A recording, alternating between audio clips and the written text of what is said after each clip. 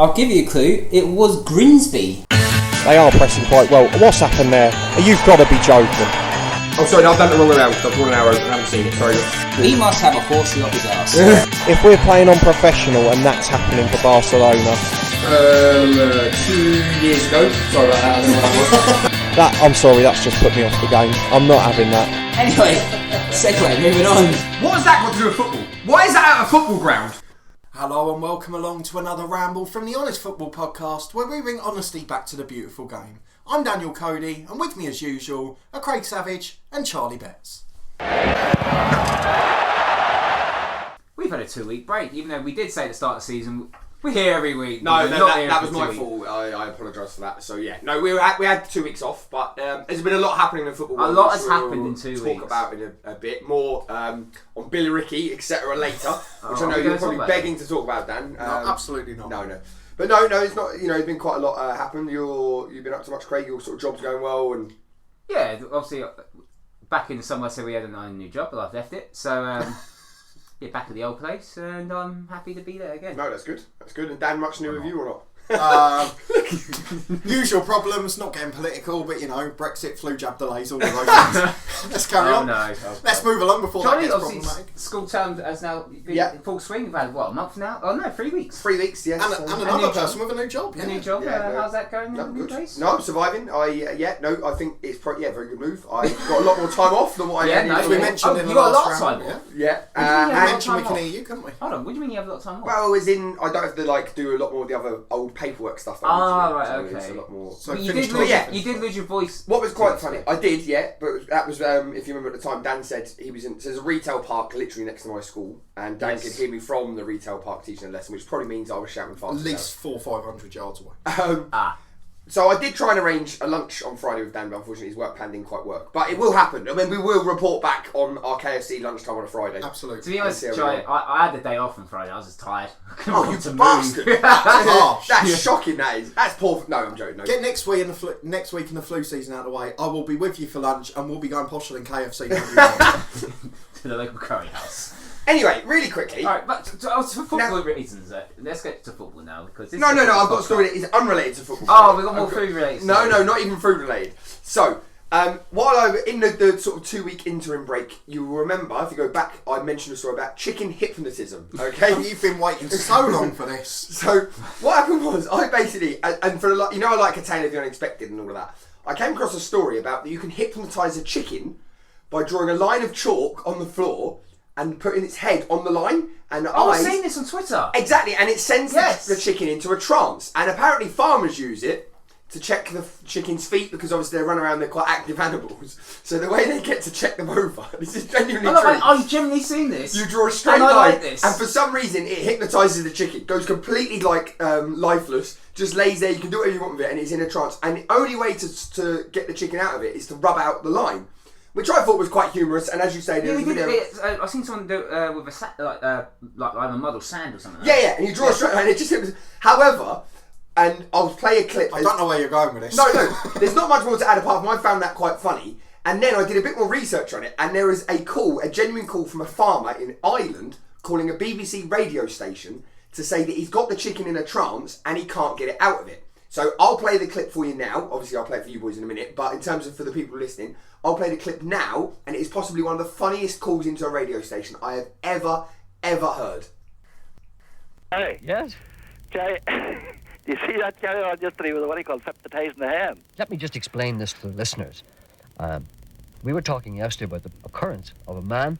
Well, apparently he used to go around schools and he used to bring a hen into the classroom and to display to the children what a strange and wonderful world this is. And what he would do is, he'd get a piece of chalk and he'd draw a long straight line on the floor. That's it. Then he'd put the hand down on its side so that his eye would look along the white line. That's it. And the hen would never move unless someone came into his line of vision or broke the line of the line. They went out and got a hen. You went out and got a hen? There's a hen, one of the hen, best there. Oh, you had some outside actually grazing. Aye. Yeah. Well, through the line on the floor here, put her down on the line, and she hasn't moved since. That's nearly 24 hours. It's 24 and 3/4 and gone on to 24 to 40, 45, 55. It's going on for what he call for 25 hours. So you can tell me from experience yesterday that it works. You can say 25 hours. We're going to have to lift her, Jerry, because she's a laying hen and she didn't lay yesterday. And so she's due to lay today, but you had a bit of a feel there and there's an egg in her, you know. You had a bit of a feel. Aye. So there's one in the breech. Aye. How do I get her out of this? Well, if I were you, I think the logical way to approach this would be to get yourself some kind of a wet cloth. Right. Did you make the line with chalk? Aye, yeah. Well, start at the end of it. Will I do that now? Yeah, and start rubbing it out. And How long do I see now? What am I now doing? I had to cover out a blanket last night, you see, in case you come to in the middle of the night. And... You're not making this up. No, she's here. What do you call it? She's here. Like, I'm getting worried about her now because, like, she's all right. We put a wee bit of a mirror and she's breathing all right. You would think she was dead, but she's just that still, you know. She might need artificial no. Make sure you go to the right end now. Yeah, right. But can you come back to me when Well, listen, I'm just going to do it here now. Oh, go ahead. I'm just going to do it here now. Hang on a second. Talk me through it. But I'm going to have to put this phone down. Hold on. Go ahead. You see, I'd hope that wasn't a hen. You see, this is a genuine happening here. Wait a minute, hold on, Jack. That's okay. I'm explaining to the listeners. Don't you worry about that. Come back to me when you're ready. You see, a lot of radio presenters would use this as a kind of a comedy piece, but this isn't a comedy piece. Watch her. Keep her into the window. Come out in the other window. Don't get away. Wait, let her out. Don't stand at the door. Charlotte. Don't let her out. Let her out. Yeah, right. Let her out. I'm a little worried about it. Let her out. Seems to have gone badly wrong here. Jerry, hold on. Yeah, I think there's something gone wrong there. What happened? What happened? She flew out the window and wrecked. There's a statue here. That's like a family thing. Child of Prague. There's broken bits here. I'm going to have to go, Jerry. Okay, right, okay. Listen, I don't know, sort of the wife's okay, right, going right. in. That's Jerry Anderson. I don't blame you, Jerry. I know you started, but I don't blame you. It's my own fault, right? So I hope you enjoyed listening to it. That is a shortened version of possibly the best phone call I've ever had in a radio station. I don't know. You've just showed us a video as well, Craig, which you probably can't show for animal cruelty reasons. Yeah, but it's a genuine thing. That is honestly how like they check them and stuff like that, which I just thought was fucking unbelievable. And then to hear that phone call as well about the carnage that the hen caused, obviously on live on radio, I thought was. You just can't make that stuff up. But anyway, that was basically my last 2 weeks off, was looking at chicken hypnotism. Looks like it's from So, you're my coach on a Saturday afternoon, and all you've been doing, I've been telling you, I need to look, like training sessions, everything like that, and you've been looking at chicken hypnotism. Yeah, no, there is... So, am I going to teach one of my fullbacks to stare at a byline? Well, I'm hoping... To be fair to Charlie, there's a lot of lines on the football pitch. No, I was about to say... And 22 players will be staring at a line and be hypnotised until I kick a ball at them. If we bamboozle them enough, they might look like they're hypnotised by the touchline, or do you know what I mean? Anyway, but no, I suppose it's a good mantra for a wide player to hug the touchline like a hypnotised chicken. There you go. See, it was just an expression for him. It was exactly, that's what it is. It's a metaphor for how to play as a wide player. So we were educational the other week with streets, and now we're educational with chickens. Exactly, yeah. So if you want anything to do with... I'm still not quite so sure we can pass as educational. But yeah. And now on to a football podcast. So, look, obviously 2 weeks has happened. Cody, have you been to Luton games recently? You went to the Carabao Cup. Yeah. I did, and obviously the home game against Hull the weekend before. An aggregate of 7-0 across the 2 games. Defeat, not the best week, but... We're in the Championship, who cares? Yeah, I was going to say, would you say 7-0, but was that fair? Or because I did hear some reports that the whole game actually 3-0 flattered them massively. To be fair, until we conceded against Hull after about an hour, we were fantastic. Well, not fantastic, but in control for a point. And then the 2 late goals, it was just run out of steam and a little bit of a poor attitude. And unfortunately, yeah. Well, the 3rd goal's just comical if you haven't seen it. But yes, very comical. The good thing I learned out of... Very FIFA. Yes. The good thing I learned out of Saturday was which 1,000 fans are the new ones now we're in the Championship. Oh, okay. Because as soon as the 2nd goal went in, those seats that used to be empty last season at the start, they just suddenly disappeared again. So, you can't be doing that. We spoke about it before. You expect it. Really quickly then on the Luton game, obviously it made...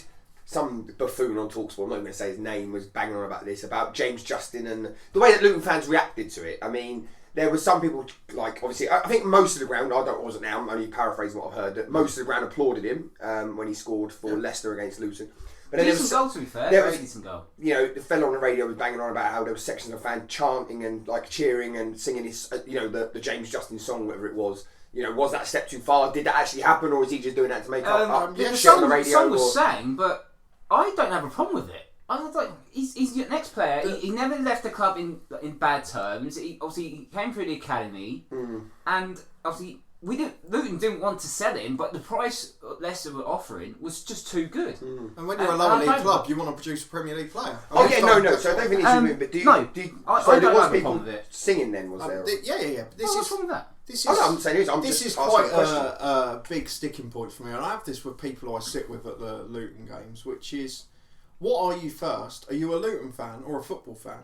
Because for me, some people go and they're so biased towards their club that they can't see anything else. No. And one of the best examples of that is people cheering when one of their players wins a penalty to dive. Yeah. That infuriates me. I don't care if my club benefits from it. I don't want to see my players diving. Yeah. But for some people, football's first, and it should be for everyone, because we're all football fans before we supported a club. And for me, that's where the problem is. We're football fans. A player that we appreciate that has done a great job for us, scored a good goal. Thank him for his service for us, and who cares if you chant his name? We were never going to win the game anyway. Made it 2-0. It's game over. Yeah, no, agreed. No, I just didn't. I didn't like the way it was sensationalised, I suppose. Well, everything must have been a quiet news day. Do you know yeah. I remember. It wasn't a quiet news day for other reasons. You've got to make the Carabao Cup exciting somehow. Yeah. Well, I was going to say that probably got slightly overshadowed by Colchester, obviously putting Spurs out on penalties, which was quite amusing. I don't know if you saw Frank Nuble's tweet. It was his birthday yesterday as well, and obviously he scored in the penalty shootout.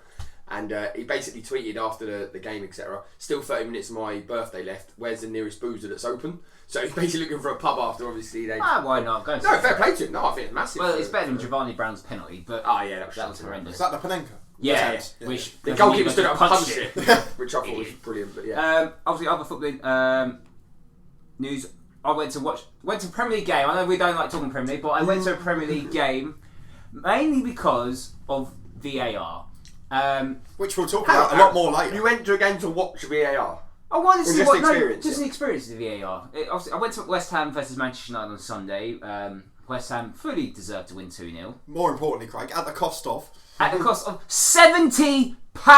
Shocking. For the home end, by the way. I was in the home end, not in the main line end.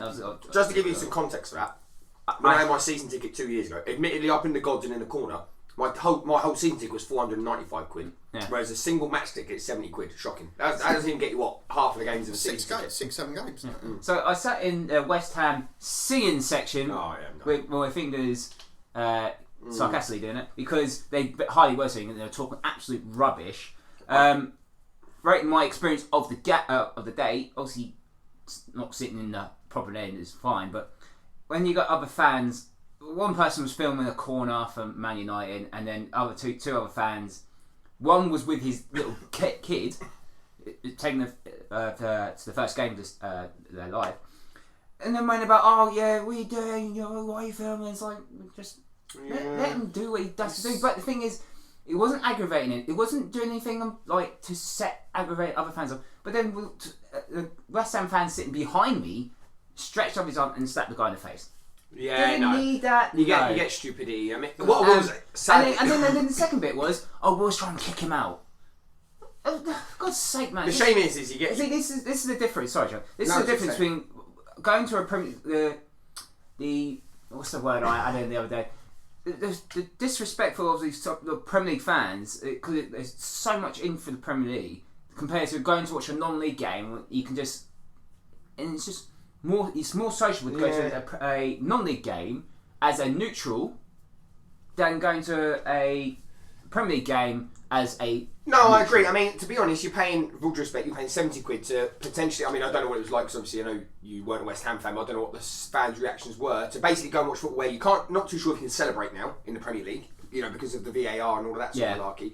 paying over the odds for everything, not probably got a great view, a Right, dead atmosphere. Whereas you can pay, I don't know, non-league, what's the average now? 8-9 quid. Yeah. And at least what you see at the time is what you're getting. There's none of this other glitz and glamour. So for me, I mean, I've aired my views on the previous episodes about what's happened. You know, worst thing West Ham did was going to that new ground. It's just diluted the whole thing. If you went to Upton Park, it would have been a completely different experience. Yeah. And it's a shame because that's the way Premier League There's a really football's big problem generally in Premier League football, and the reason that we all have our frustrations with it is there are only two types of people generally, and I know it's a massive stereotype that go to their games.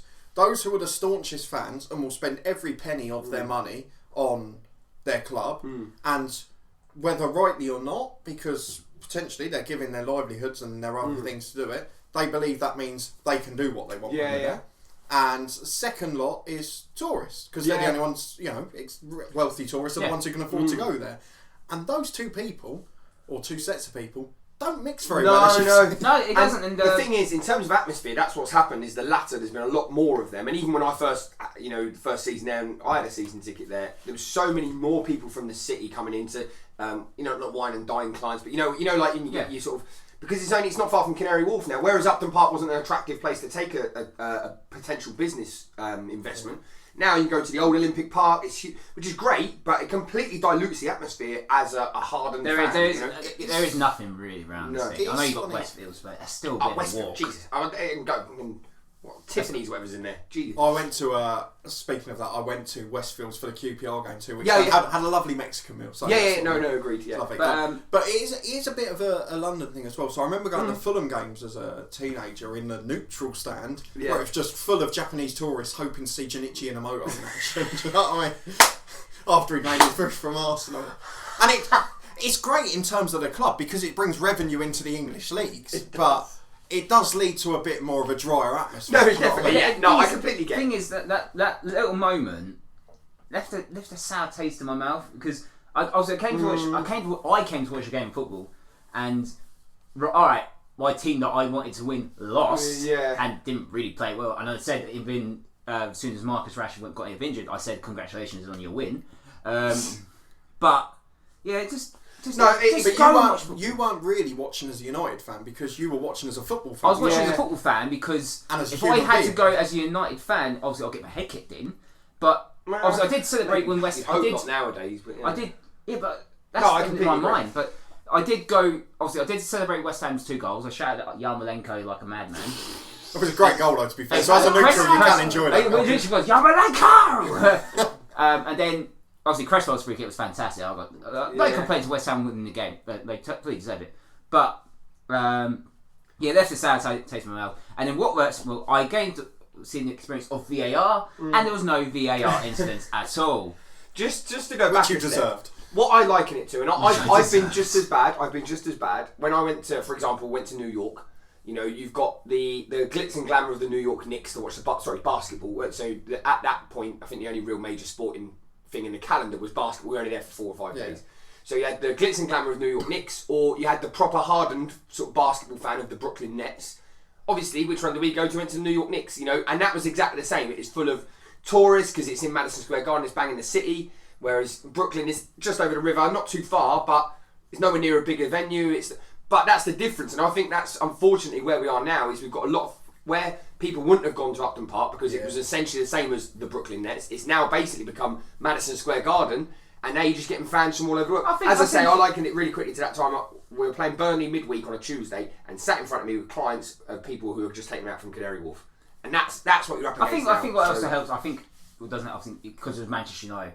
Obviously, United fans obviously all around the world, all more local. If you want to have a joke, But you know what I'm saying? But it's Manchester United. It's a big club. I guess the contrast to that actually, because I completely forgot it was since the last episode, was QPR, which is obviously very old school, the Upton Park style, I guess. But it left again a sour taste in my mouth actually, which is it's the first time in my life I've been to a football ground where on the way in I felt genuinely unsafe. Oh really? I thought you said that you had that problem with Charlton. What, due to... So Charlton there was a problem, but it was largely caused by a couple of policing issues and poor strategy decisions. But the QPR game, it was just... When you say unsafe, like, is in from other fans or Yeah, sort of so, the ground for so as we were walking round to get to our stands, so we went to the first, there was 2 entrances for the away fans, so they've got a lower and an upper tier, and the lower tier entrance is on one road, and then the other side of the stand on the other road is the upper tier entrance. Right. So we got instructed to walk round, and as we went to do so, there's a group of, 150 QPR fans running to attack a group of about 50 Luton fans, and... Met in the middle. Why do people go to football I just to thought start those fighting? days were on the wine. Well, to be honest, Portsmouth, Southampton yesterday, on Tuesday, had that problem where obviously, but they had Hampshire Police and it was the most recorded police just for a football game in Portsmouth, and I think Southampton had their own bubble to go to the ground from police.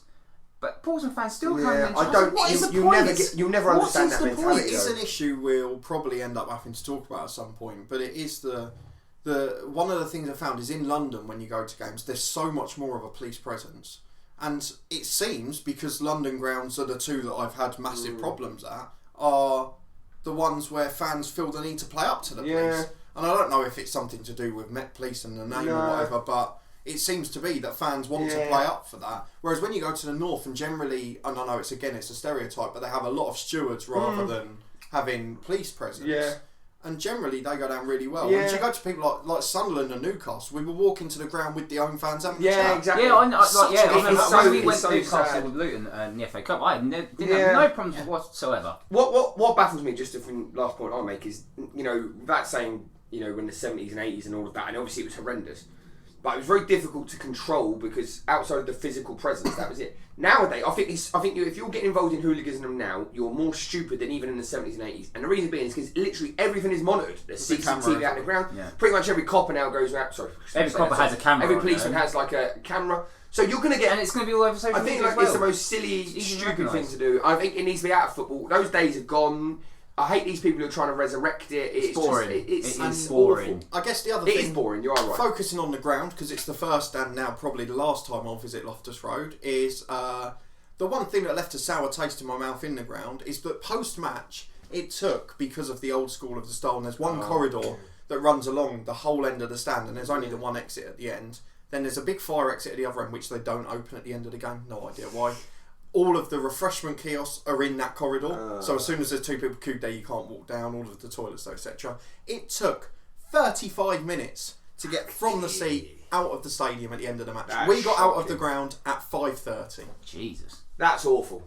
That is awful. I got out of the ground quite quick. After about 10 minutes, so once we got to the next sort of, because there were about 6 blocks, so once we got to the next block along, we just went in and sat in the stand again for a few minutes, 'cause it was bloody roasting. Yeah. So we just went and sat down 5 minutes, and then the stewards would tell us to get out and go in the corridor again. Said, well, we're packing up now. I said, well, that's lovely, but I can't go anywhere. So, and then they went, the senior steward came along and said, the queue's clearing now. We walked back out and they were all bloody there still. So well, it's interesting you say that, because there's been a story I saw today. Really good game though. Just quick segue. Segue? Basically, so 10 Bristol City fans back in 2015 were have filed, what's the word? Have had a payout from the police over false imprisonment. Like similar to what you were saying, they were in the ground for so long that they couldn't get out, and they actually managed to win a court case for it. So they got a payout from the police. The worry I had there with the stewards tennis guy, obviously we were 3 young men. It was relatively easy for us to stand there for half an hour. It was hot. It wasn't ideal, and all the kiosks were shut, but it was okay. There were kids like 5, 6, 7 there. Well, this example, they were kept behind for 90 minutes. That was because there was a group of them who were being slightly leery, and they thought they were being hooligans, so they kept a whole horde of people there. And that wasn't that. That was just the general exit of the ground, which was really strange. That is worrying, though. To be fair, that's an old school ground. But a good game of football, and my last trip to Loftus Road, I'm afraid. Going back to what we were on about VAR. Cody, you had a debate about VAR. Obviously, we've got a lot of offside problems in the Premier League. I know we're not the Premier League podcast, but obviously VAR is in the Champions League. It's in other countries as well. I've got my intro prepared for that. We have talked quite often in the last year about things that are only in the Premier League or only in the top couple of leagues, and they've ended up filtering their way down, as I'm sure Billericay will prove a bit later on, as Bury and Bolton have proved earlier this season in various things we've talked about in the past. But one of the questions I wanted to ask was about VAR. I'm a bit mindful of doing this because the last time I started a debate, it was an hour and 10-minute episode. No. But I wanted to talk about the specific implementation of VAR by the Premier League. Because everyone keeps saying, what's VAR doing? Why has VAR done that? Now, firstly, can I just clarify? VAR is not a person. VAR does not make any decisions. No. The video assistant referee system doesn't make a decision. No. The referee, who is actually a Premier League referee, sitting in the video assistant referee studio, it's not the tactics truck, it's somewhere in London. BT Sport tactics truck. The person sitting there, who is a Premier League referee, is the person that makes the decision. Now, I think in the Premier League this season, that has led to most of the problems we've seen. And I don't know if you're going to agree or make counter. No, I totally agree. You carry on. So the reason I say this is because we've seen a number of instances, and all bar one, I think, of the VAR decisions that have been proven to have been wrong or have been agreed by I think it's the PGMOL, wasn't it, that was wrong. Mike Riley, is it, as the head? Mike Riley's in charge, yeah. So the ones that they've proven wrong, all bar one, are because the video assistant referee didn't overturn a decision. Mm-hmm. So didn't give a penalty. Haller for West Ham was a good example of that one. Yeah, there's a couple of handballs as well. Yeah, 3 or 4 other ones as well. All of them because they weren't willing to overturn the referee's initial decision on a subjective-ish matter. Mm-hmm. And the reason for that is because they're the same group of 15 professional referees. Yeah. And why are you going to undermine one of your colleagues who you might have to work with as a fourth official next week? And possibly even a friend. It's a problem you don't have. Exactly. It's a problem you don't have in the Champions League, Europa League, and in some of the other European leagues because they have completely neutral officials doing that VAR role. And it would almost be better in England that even if it's like a National League referee or something who's low, not as highly qualified or highly esteemed or whatever you want to say, but he still knows the rules and he has a completely objective view of that person who's refereeing the match. I think that's a really interesting thing on 2 points. Firstly, I think that's what you're saying about getting maybe someone from the National League, or even if you went around the United Kingdom and you say, someone from the Welsh League. The reason I'm saying that... No, but just hear me out for a sec. Because it's maybe a stepping stone. It's in you're not having to deal with the 90 minutes pressure of the game, but at the same time, you're having to maybe work in conditions which is, slicker football, quicker football for argument's sake than maybe what you'd get in Scotland or maybe what you'd get in a National League. So I think that's worth exploring. I mean, we spoke before, there was, how much country it was now, did a link with, was it in Scotland or Northern Ireland, where they swapped referees for a weekend or whatever it was, that sort of thing is actually maybe you could do that. That's a way of introducing people into the game. The second thing for me with that whole, like you're saying about friends and stuff, it'd be like one of us three. Let's be brutally honest. If one of us did something at work that was maybe slightly within reason, obviously, look, if you've made a cataclysmic error and it's affected someone, you have to look. If you maybe missed a bit of admin, for argument's sake, and it fell to me to say, well, did he do that? As a mate, I'd probably say, no, I don't think so. No, I think it was... And maybe there's another reason. Yeah, do you know what I mean? Or you protect your friend, because that's what you do. And I think you're completely right. And it's not even friends, like even colleagues, even at work, there's probably been times where I know maybe someone maybe did or didn't do something, and I've sort of covered for them. And I completely agree. And the problem is, particularly in the high stakes like Premier League refereeing, and I guess your example of a colleague works well with that, is one point in the future you thinking, they're going to get my back in exactly. When I make a mistake. Exactly. And they're going to protect me. For that. And the thing is, it's bad enough if you say did it in an office or in a school or where you work, but if you do it in a thing where it's publicly scrutinised, watched by tens of millions of people every week, of course you're going to protect each other. You are. The thing is, it's all good protecting each other, but there's got to be a certain point when I think with the referees, especially in the Premier League, none of them have actually gone and checked the screen. So why can't they just say, look, Michael, I'm not sure on this. I think you need to have a look at the screen. But the things we've seen, how many times we've seen in the Champions League, for example, Kempembe's handball for PSG against Manchester United. I can't remember the other two, but I can remember one. I only remember one. But that was a prime example. That is one of the main ones. But don't forget, that was one of the biggest negatives when VAR came in that the Premier League was looking to avoid, which was how many minutes. That Kimpembe one was about 4 minutes. Oh yeah. They still. They're looking on about a 12-inch screen for them.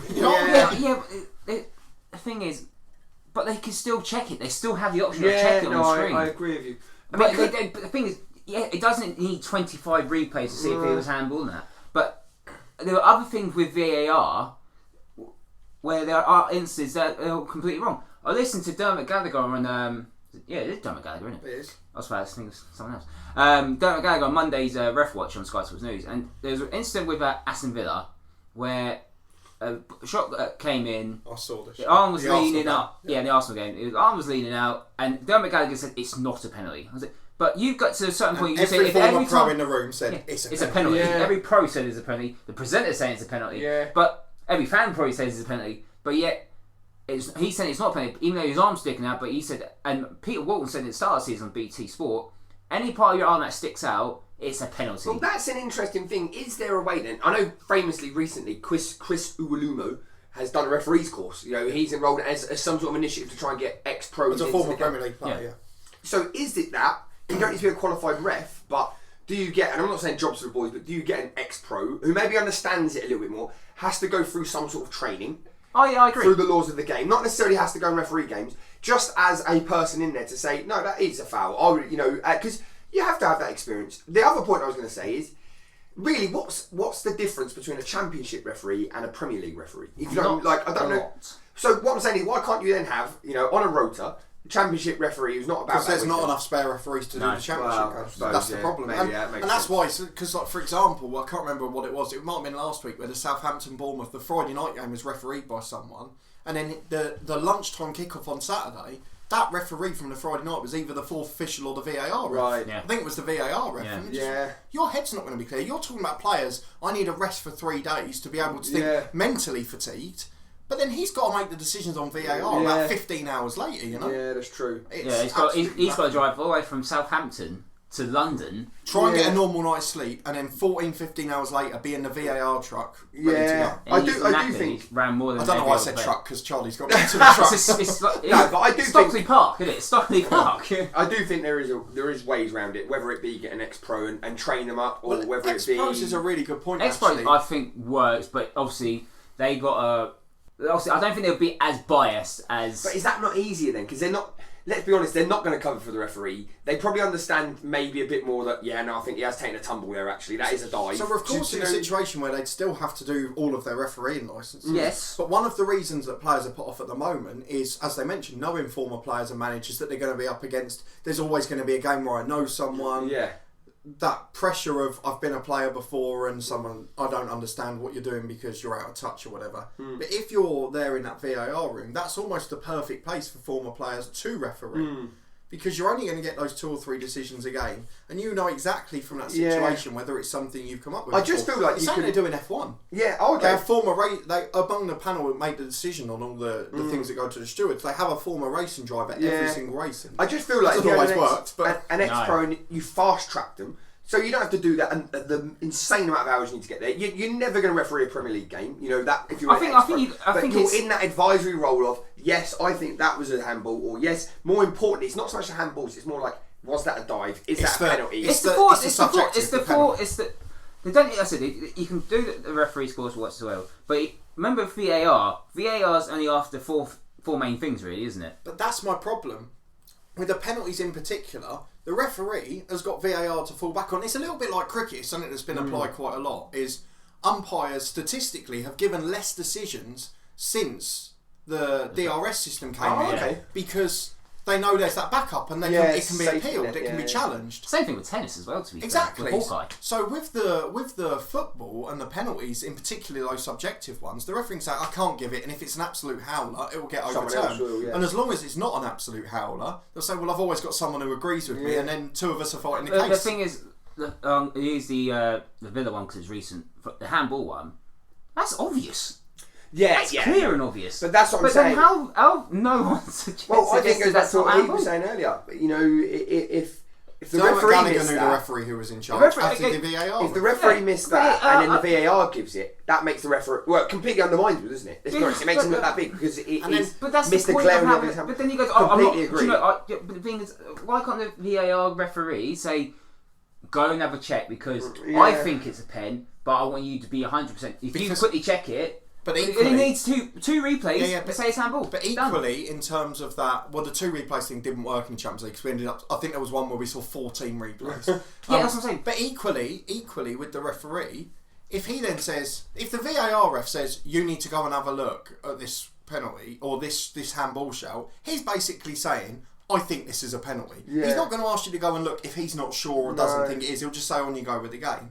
So then, if the referee, who's actually refereeing the match, says to the VAR ref, actually, I don't think that's a penalty, he's undermining the VAR ref, who's also his mate and colleague. But end of the day, obviously, the referee said, obviously, he makes the decision at that point. If the VAR referee said, look, I think you need to go and see it, and then if what you just said disagrees, then obviously that's the referee's call. Fine, But they're all too scared to do that. You're talking without heart and emotion, which is easy. There will be a point where we'll have to overturn a decision, and everyone will be like, do you know what? Fair play. I ain't got a problem with that. But because at the moment the Premier League is so scared, I can't see it coming. That's the problem. I think it'll get to a point. It'll be in Manchester City v Liverpool.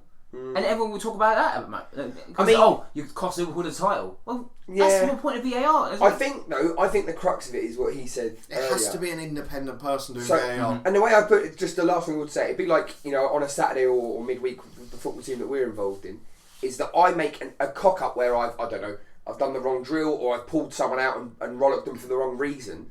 You wouldn't publicly say to me, Charlie, you were bang out of order. You might say to me afterwards on the quiet and go, do you know what, you're well out of order. You shouldn't. That's basically the same in the sense of you're not going to embarrass me in front of everyone by saying, no, Charlie, you're talking shit. That's why. But he might still phone John Moss at 11 at night and say, I've protected you there, but you probably need to give that next time. Well, the thing is, they've got the same sort of as an example. Yeah, they've got. Well, John Moss, you had him there on the weekend, but they all have their training. Yeah, he did. I haven't got swat the handball, but that's what they all have their training in midweek. The PGMOL, LOL, whatever it's bloody called.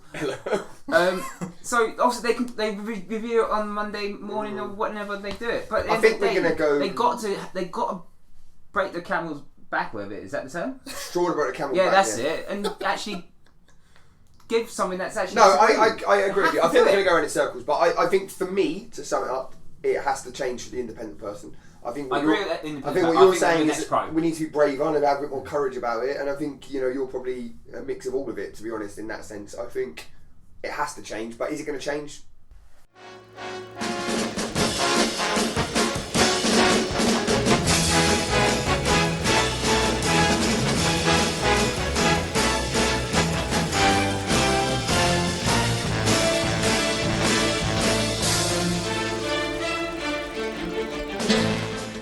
Okay, it is time for another Tale of the Unexpected. I don't want to promise too much. This is quite a short but sweet one, okay? So I should be able to maintain your concentration, Craig. And Dan, I realise you haven't eaten yet, so I won't keep you too long. Nor have I. You haven't either, so. We're going back to April 1960, which you should have listened to, the new theme tune for the 60s, because obviously we have a music for each one. So we're going to Denmark, okay? We're going to non-league in Denmark. I like where this is going. This is, I mean, there's niche stories. Words together like food and code. We're going for a non-league match. It's the highest amateur league in Denmark at the time, which I'm not going to try and pronounce. Begins with a K. I mean, it's an incredibly long word. I'm not going to go down that route. You sure you don't want to have a go? No. There's two teams. We'll put it on the screen. We'll put it in. Elbeltoft versus Norrega. Now that could be completely off the mark, but I'm saying that as it would be in English. All right? Sounds okay.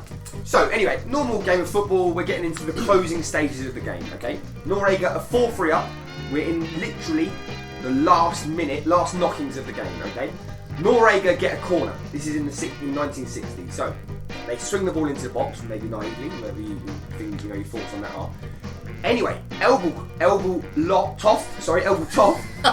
are on the break. All right, here we go. This is where it gets interesting. So they're on the break, basically outnumbering the Norrega back, whatever they had back then. Yeah, defence. So look like they're about to score. It is full time though at this point, okay? And the referee goes to blow his whistle, but unfortunately, when he blows his whistle, there's no sound. Why do you think that might have been? The ball wasn't in the whistle? Nope. There's no whistle? Nope. Did he blow the whistle? No, so what happened was, as he went to blow the whistle, his false teeth came out. So it meant, now this is where it gets interesting. Elbeltoft scored by the time he'd gone down, picked up his false teeth, put them in, and went to blow the whistle for real. Okay. But in his head, he's blown the whistle, and there's no sound come out. So he said, no goal, it's 4-3 still. To which obviously the Elbeltoft players have said, no, that's ridiculous. You've just said, we couldn't hear the whistle, sorry. Why is this being stopped? Yeah. So, unfortunately, he awarded the game to Norrega, winning 4-3. What actually happened was as he went to blow the whistle, his false teeth come out, went to the back of his throat, he sort of coughed and they come out, hence why he didn't blow the whistle, and it ended up on the floor.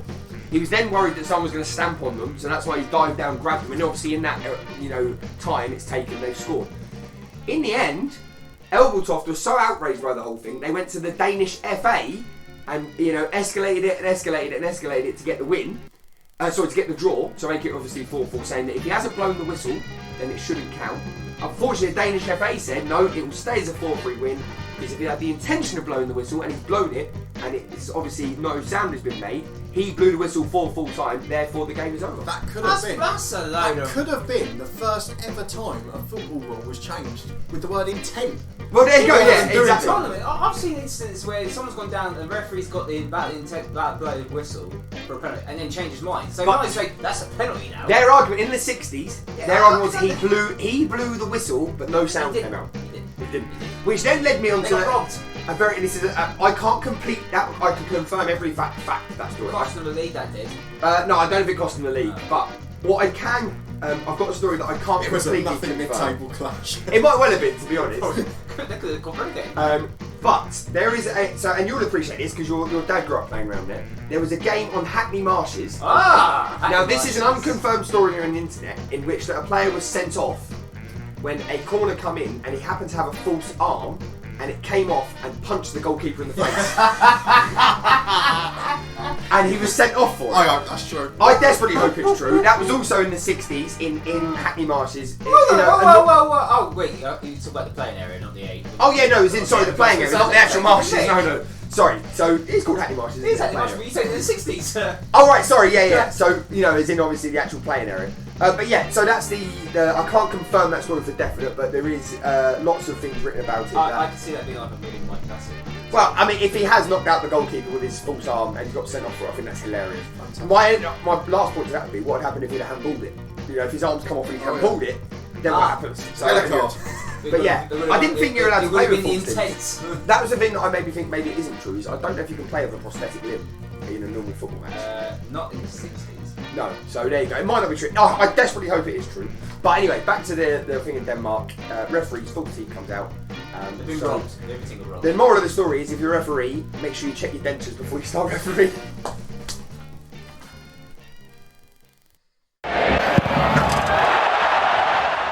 Early in the week, it was the FIFA Awards, which is another crap award I show, didn't which watch is it, not the Ballon d'Or, which is it's Be it's a very farce. careful here, Craig, because this might be a bit we have to edit out.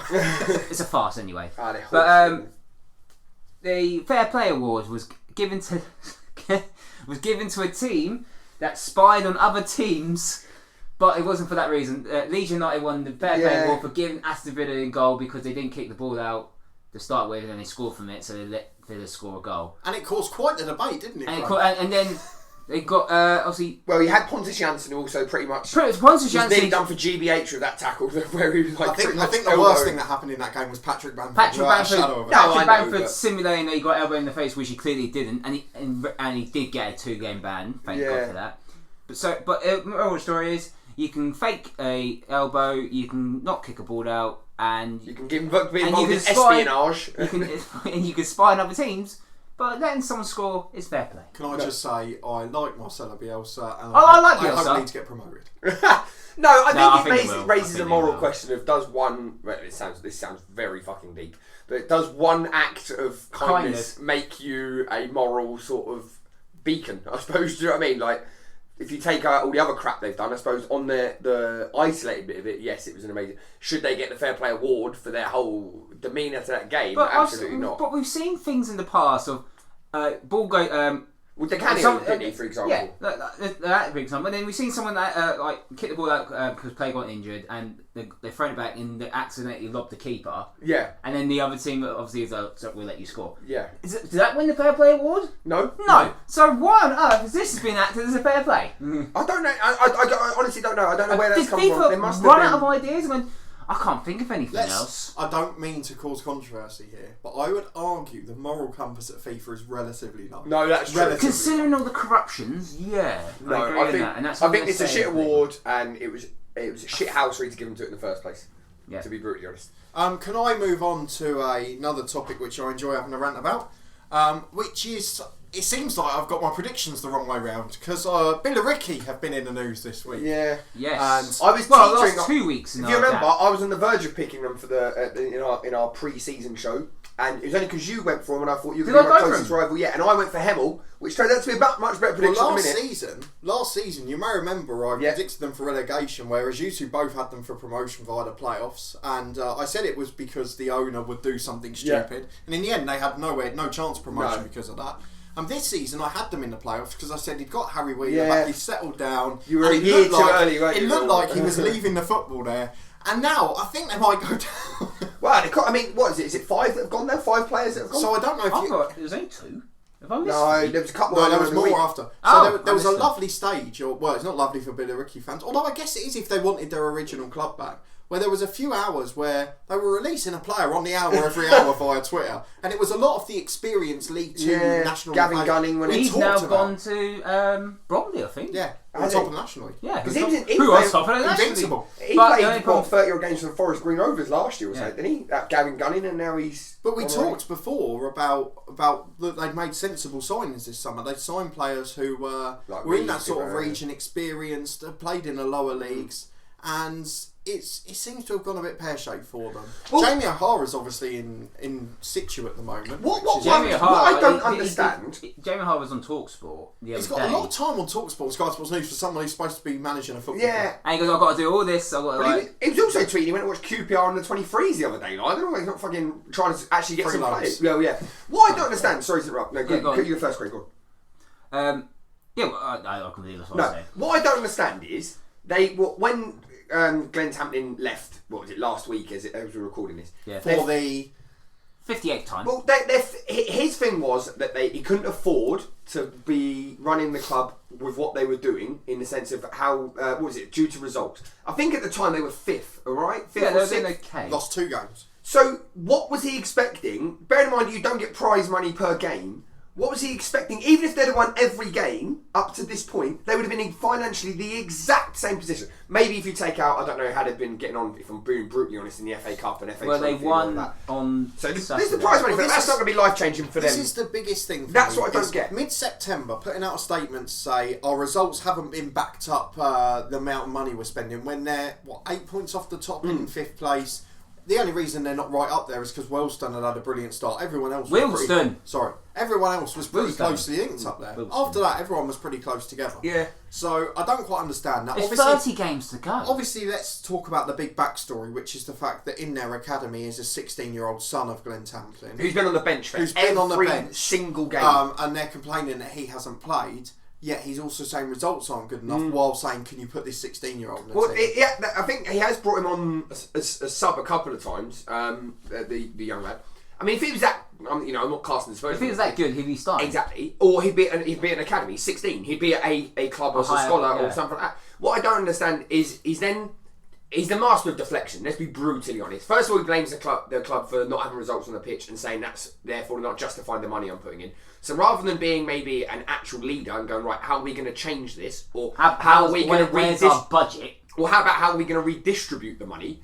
His course of action is to, right, well, fuck it, because you're not playing well, I'm just going to walk off. So which is so childish. And then the second point is, if it's true, to have a massive strop because they're not playing his son, it's just ridiculous. He is the master of deflection. It all comes down to the fact. The problem is in this situation is if he does choose to come back now, whatever, they've released half of their team. Yeah. And again, a bit like last season when Harry Wheeler went and a stream of players went after that, you can't really recover from that over a season. Then you're rebuilding again at the start of next year. If you buy or bring in 10 new players most years, you're not often going to start like a house on fire. No. Look at, I always say it whenever we come back to these situations at any club. The year Luton won the National League with 100 points and 100 goals, they were 14th after 10 games. Yeah, no, it's true. Do you know what it It reminds doesn't me happen of? overnight. If I'm being brutally honest, and You got to give him time. Like I said, it's still September. It's the end of September. Yeah. Obviously, we've had 2 months of the season.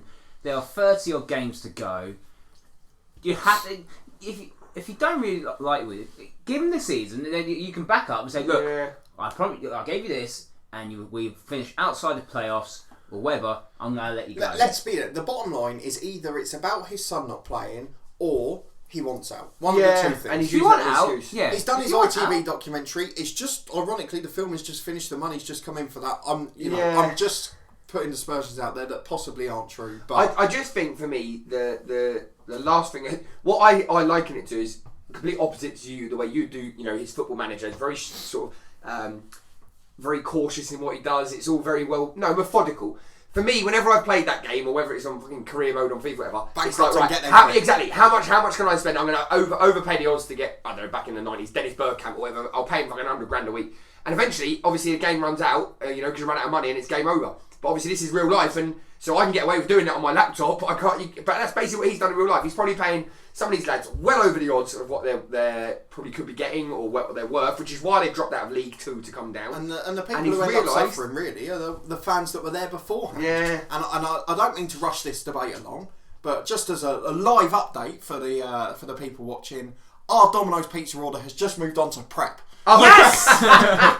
So we're not far. Get in there. But no, I think unfortunately, on a serious note, I feel sorry for him. However, if I was a proper, obviously I'm not, but if I was a proper Billericay fan, I would probably adjust my expectations that we're going to have 2 years of shit now to get our club back. Because this year's going to be a disaster. The year after is going to be the fallout of that and in a rebuild. So maybe it's, what's the word? Short-term loss for a longer-term But again, gain. you talk about But again, that's hurtful. It's going to hurt. who suffer. Football is short term, unfortunately. It's going to hurt. But the problem again beyond it is the things like the academy, which is that academy. If there's not a big benefactor there in non-league, it's going to get disbanded within a couple of years. You saw it in Nuneaton last year, and it just can't survive without that money. And then all of those 16-year-old apprentices and bits like that. That's where it all starts to hit home. No, I agree. Such a shame. Just really quickly, a story. I was going to do a few more, but I am conscious of the time. Wally Downs, who Wimbledon's saviour last year, has now been suspended by the club for betting, which is something we mentioned a few weeks ago. FA betting irregularities Between 2013 2019. I'll be honest. Looking at this, I didn't know it was limited to. I thought it was limited to just players. I didn't realise that managers, coaching staff, and all of that. Anyone on the payroll. Anyone from a certain. Yeah, I didn't know that. Which is a shame because I think I know they haven't had the best start this season. How did they find out? Well, that's a good question. I don't know. Who's he betting on? I don't know. But I would imagine for the club to suspend him, it's got to be quite severe or near. It's a shame because he's actually, he did a fantastic job to keep him up last year and struggling this season. And one more story for me just before we finish is that Sierra Leone. Back to Africa. No, this is quite a good story because obviously you remember last year they were unfairly banned for the football arm of the country was banned because of the political turmoil and etc. So they couldn't play for that reason, and we said that was obviously very harsh.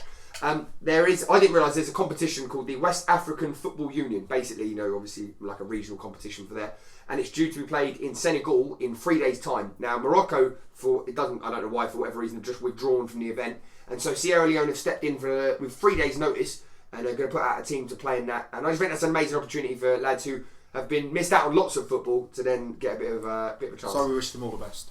As we say, Craig, football. It's for everyone. There we go. Clearly not for Glenn Tamplin.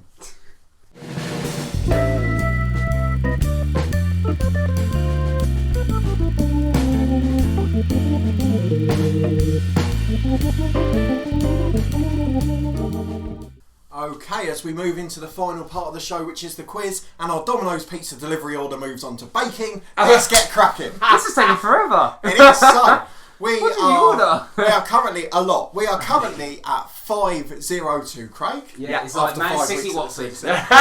So we're still going, and I'm sure we'll get the 6th goal soon. I've chosen. Hold on a minute. What's the game show called? Oh, sorry. The quiz is called. Can you name them? Oh, I was very reluctant to do that. No, we're still doing it. So the quiz today is a slightly more niche one, and it links back again slightly to the FIFA Awards, where there was a bit of controversy about who was going to win it. And one of the regular contenders, of course, is Cristiano Ronaldo. Oh, right. I thought it would be Emil Heskey. So there's no very clear link to Cristiano Ronaldo. I just wanted to get Portugal in there somewhere. Right. What's that got to do with Here we go. Well, it also links back to Bernardo Silva, who obviously scored a hat-trick in that game you just mentioned, between Manchester City and Watford last weekend.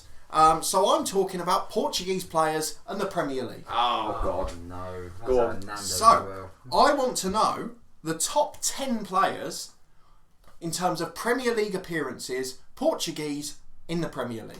So Portuguese players in the Premier League who have made the 10 top appearances. I will give you some clues as we start. Top of the list, 296 appearances. And then let me just count down with my pen and paper again. I'm going to go out in the first round. 10th is on 88 appearances. None of the current top 10 are active Premier League players. And I think that gives Charlie more of a chance. They're not active Except now. one played for West Ham. Which is So They're not active now. They're not. So we're ruling Wolves None out. of the top 10 are active Premier League players. So we're now. ruling any Wolves players So- out. So I think because of the 6th week, does that mean it would Charlie's go to go first? Oh, God, yeah. So, can you name them? I could be going out first round here. Just name the obvious one. Yeah, okay, I'll go Cristiano Ronaldo. So yes, obviously the clue was in the link to that one. He's in second place. He gave you on to give the answer straight away. He's in second place on 196, exactly 100 appearances behind the first place player. Okay. Nani. Craig Savage, you are correct. On 147, he is in 4th place on the list. Who's that? Just checking his Portuguese. And that has covered all of the top 10 players that have played for Manchester United. Ricardo Carvalho. Oh, that's a good shout. That is a fantastic shout. And a good one. He's in 6th place with 135. Oh, Jesus. This is brilliant. I've got... Oh, no. There's no way he made enough. No, I don't think he would have made enough either. Who hasn't made enough? Let me know your thought process. Who hasn't made enough, Craig? Paulo Ferreira. See, I fought him. Just above Carvalho in 5th, 141. Shit, yeah. Obviously, he was there a bit longer, even though he was a squad player towards the end. So this isn't my answer, but obviously an obvious one would be Deco, but I don't think he'd See, been I at Chelsea. had it in my head. I don't think he'd have been at Chelsea long enough No, that's what I was thinking. to have made. What was the bottom number? Sorry. 88. So I don't know. I don't know if he was there long enough. Don't be getting involved in Craig's mind games. No, I agree with Charlie's theory. No. There's I just got can't to think be. of any other fucking play. There's got to be another one. Well, I could sing for you if you want something to do in the time. Please do. but I can't Please imagine do. it. We have now moved on to quality check, just to let you know. So, Fantastic. if you want to Thanks give me for an the update. answer, that'd be lovely. Breaking news on the screen, such sports news. Shit. Prepping. I'm afraid I'm going to have to press you for an answer, Charlie. I can't give you one. I'm going to have to go with Deco, but I don't think he is. So I'm afraid, Charlie, that Deco is not only not in the top 10, he's not in the top 15 either. He's in 18th place, or joint 18th. I couldn't On tell you another 43 Portuguese appearances. Premier League player. Oh, okay. You're going to be very upset in a minute if you... Craig, so to win it, can you name one of the 6 remaining top 10 players? It's a tricky one, isn't it? Yeah. Oh, okay. Luis Boamorte. Luis Boamorte, son top of of the a pile, 296 Premier League appearances. God. Arsenal, Southampton, forgot, Fulham yeah. and West Ham. Southampton? Completely Yeah. forgot. Did he go Southampton? I think he had a loan spell. Completely forgot he was Portuguese. I One of completely forgot. one So of that's- 3 former West Ham players in the top 10, Charlie, which will very much come back to bite you on the Arsenal. So, It's 6-0 to Craig. was Jose Bosingwa in the top 10? Jose Bosingwa was in the top 10 in Oh, 7th do you know what? place. I I'll go forgot through for- them all in a I moment. forgot Bosingwa. I honestly I had couldn't it, think but of I didn't think he made enough. There's some crackers in there. I'll go through them in I a kept thinking moment. it was a centre forward. But to confirm, Craig leads 6-0. Oh. But that was a much better quiz in terms That of was hard. competitiveness, and it was That was difficult. tough. That was very. So if very we go hard. through the 10, we've mentioned the top 2, of course. First, Luis Boamorte, 296 appearances. Second, Cristiano Ronaldo, 196. Third place, another former Southampton and West Ham player. Anyone want to have a go? Didn't leave too many years ago. Maybe only about 1 or 1.5. No. No takers. Jose Fonte, Oh, 178 Premier League Shit. appearances. No. Wouldn't have got that. Nani in 4th place, as we mentioned. 5th, Paulo Ferreira. 6th, Ricardo Carvalho. 7th, Jose Bosingwa. 8th, Cedric Suarez. 104 appearances, all for not a clue. Southampton. Wouldn't have got that. He does play for Southampton now. He's gone to Inter Milan. No, I swear he scored last night in the League Cup. Did he? Yeah. I apologise then. I wouldn't have got him. No one would have got him anyway. No, I don't know what 9th place, and this is the best one of the lot. Bolton, Hull and West Ham. Marco Silva. Attacking player. Bolton, 94 Premier League Bolton, appearances. Hull and West Ham. Yeah. Bolton, Hull. Played in some important games for West Ham. As they were yo-yo. Ricardo Vaz-Tane. Ricardo Vaz-Tane. Oh, that's shocking from me. I forgot he was Portuguese. And then in 10th place, having played for Tottenham and Portsmouth and scoring the best goal at Old Trafford that never was, Pedro Mendes. Pedro Mendes. Oh, I would have got. I should have got Vaz-Tane. Do you know what? I forgot he was Portuguese. Yeah, So- Cedric Suarez did score for Southampton against So I can only Portsmouth. apologise for that. But For let's be honest, you won't get Vaz-Tane. it. No. Do you know So what? I thought No, I'll set off it. And when I've Thanks, finished, Ronaldo. when I've done the other quiz next week from this same website, I will call out the site that said that Cedric Suarez is no longer active in the Premier League. But Craig Savage leads Wow. 6-0.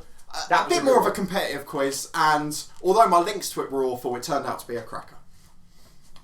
And that was a cracking episode of the Honest Football Podcast Ramble. Don't forget to like, share and subscribe. You can follow us on Twitter at HonestFootball3. We'll see you next time.